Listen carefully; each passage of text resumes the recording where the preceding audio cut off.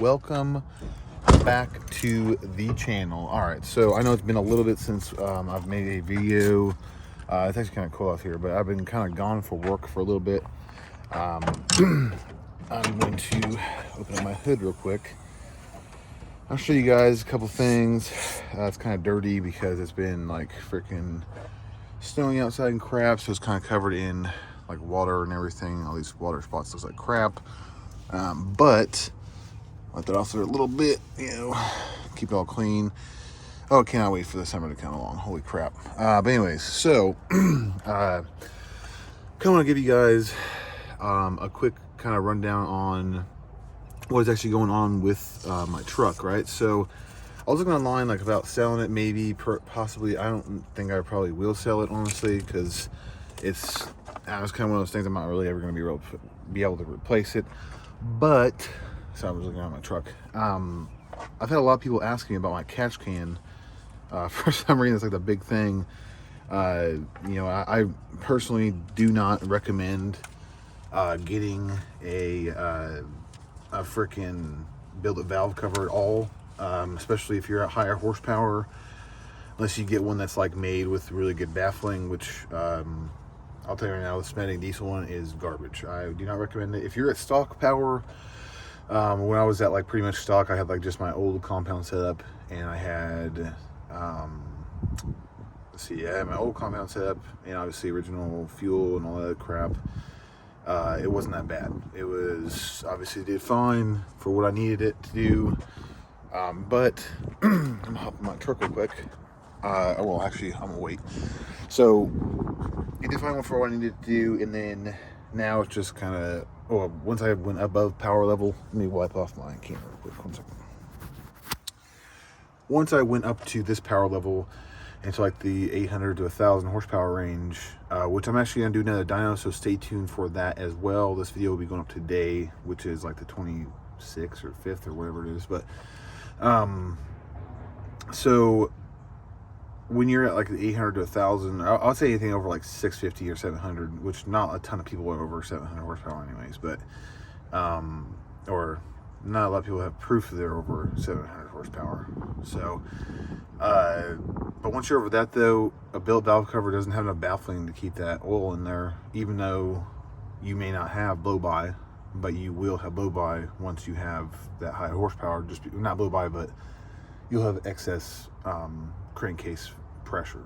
So it's just normal. That's what vehicles do. They create more pressure as you get more power, because it gets higher, more heat inside of there, and that's what happens. So my catch can currently is ran like this, right? So I have this right here.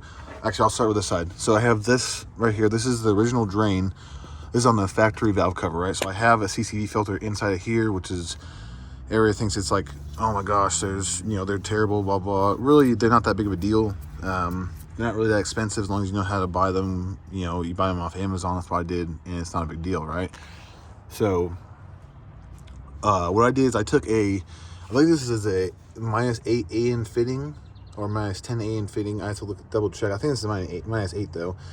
To a this right here, it screws onto it. It kind of looks all marred up because I didn't have, when I was putting it on there when I was in Georgia, I didn't have a thing that would fit back there. But anyways, I put some high heat or high temp gasket maker on the threads as well, just to keep it like that on there. I don't know why it's on this though. That's crazy. But anyways, so plugged up this front one, just uses the back one, and what it does is it goes down and drains to the factory drain, which is right down there. I have a little butterfly thing on there, right? You can kind of, my fingers wiggle in front of it. So kind of see it, it's right behind this. This is the top CV3. Obviously my bottom stock CV3 is down there, and it's kind of right behind it, right behind that field line kind of thing, right? So then on the passenger side, okay, so goes from this is like the ventilation portion of it, because inside of here there's like this little round thing, and it vents through the crankcase filter, and then out of this, and this would go regularly. I think it would actually just go to the turbo, so go to the stock turbo, which obviously I do not have anymore, thankfully. But so I have this run right here, and then it just vents into here, and then it vents out of these, which, I mean, it's done really well. It's gotten kind of dirty. Doesn't look all pretty anymore, obviously, but kind of sucks. But anyways, so that's kind of how I have it ran. I know a lot of people have commented on my other video of my installation of it, of my old catch can, and I would not recommend that catch can. Well, I would, but not for this application, only because this engine bay does not have any room for anything like that at all. So if you want to, I'm going down my truck, I can't stand it dirty, but I just have it at home. But anyways, I cannot stand having the frickin' that thing over here. I had it over here before, and it was just like, it looks stupid. It was just in the way. That I had it over there, it was in the way. It looked like crap. Since everything is kind of fixed up now, that's just how I have it. So I have this one. I got this one off of Amazon. It has these two things, and on the bottom of what it is, I put another A in fitting and put a little barb thing on there. I have this right here, so if I do have to drain it, which, I mean, last time I tried to drain it, I mean, it was like maybe a drip or two of oil. So that means that I obviously don't have excessive, sorry, I'm gonna do this, boom. So I like this setup a lot better. Obviously I custom painted it, or custom whatever. Yeah, I don't really care. People can say shit about it, but I don't really give a shit. So I think it looks good. I gotta repaint this probably. It's gotten all dirty because it's been on there, and I don't know if I use high temp on this one, but either way. So yeah, so I did that. I'm gonna close that up. That's my catch can setup, right? The other day I had to get new freaking. Well, I had to have my batteries charged up because they were dead when I was gone. It didn't get really started a lot, and it was about 4 or 5 degrees outside. I don't have a trickle charger or anything, but other than that, it starts up perfectly fine in the winter. And everybody, there's people on my other video about my grid heater delete that say a bunch of crap. Let me get in here real quick. My truck is kind of chilly outside. So there's a lot of people out here, or on YouTube at least, that think that they know everything about the grid heater thing. They're like, oh, if you delete your grid heater, your truck's not going to start. I'm like, listen, dude. Last year it was like -6 or -7 outside here in Kentucky, and my truck started perfectly fine. 0 issues.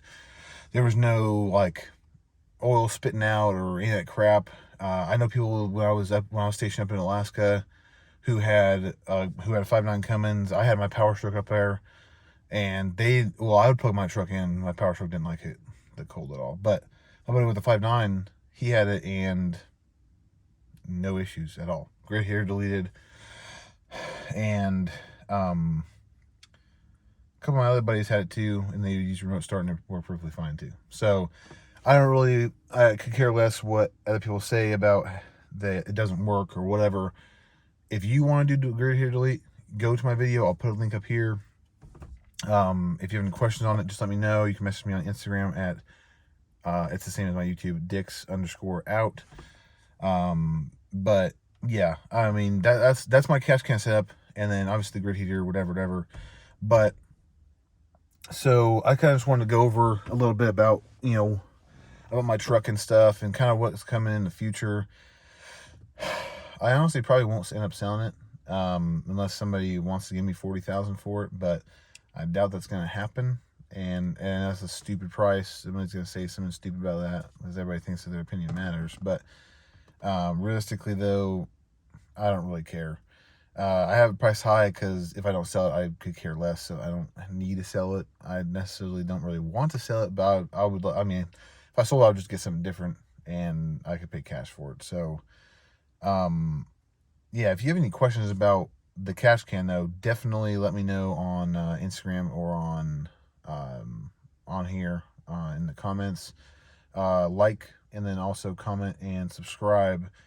That way I can make more videos, because honestly I gave up on making videos because I mean, not that I don't have, I mean, I got 184 subscribers. I think it's 183 or 184, which is cool. It's awesome. I'm glad that you guys like to tune in. I hope you guys like this video. But to me, when like 90% of people watch my videos aren't liking them or aren't subscribing, I'm like, why do I make them?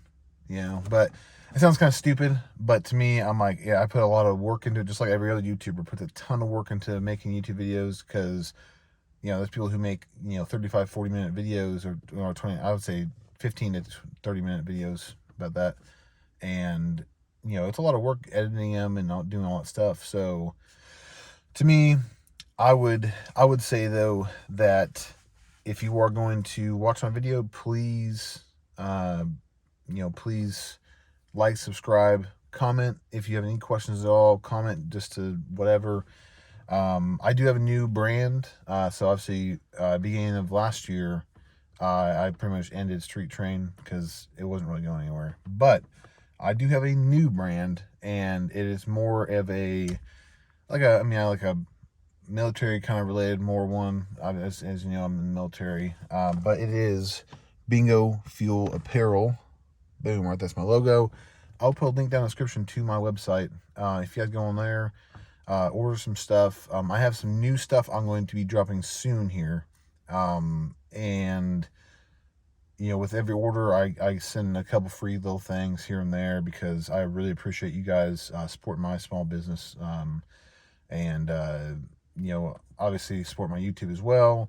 And I'm probably soon here, I'm probably going to be starting a podcast with one of my buddies. It's not really related to diesel truck stuff, mainly just kind of whatever, but just like cool shit pretty much, you know what I mean? So, but anyways, if you like this video, press that thumbs up button, hit that notification bell so you can get those notifications whenever I make new videos. This video wasn't really like a ton of stuff, kind of just like a comeback video, like, hey, what's up, you guys? I'm not dead. But yeah, so go ahead and like, comment, subscribe to my channel, and I will start making more videos, more fun videos. I'll have another dyno video. I will be doing that one probably on my I'm filming this on my phone. I did on my GoPro before. It's just kind of a pain sometimes to, when I'm traveling, to go back and forth, like from my computer to my phone to my GoPro, whatever. So if you guys have any questions, like I said, go ahead and do that. Like, comment, subscribe, and I will see you guys in the next video.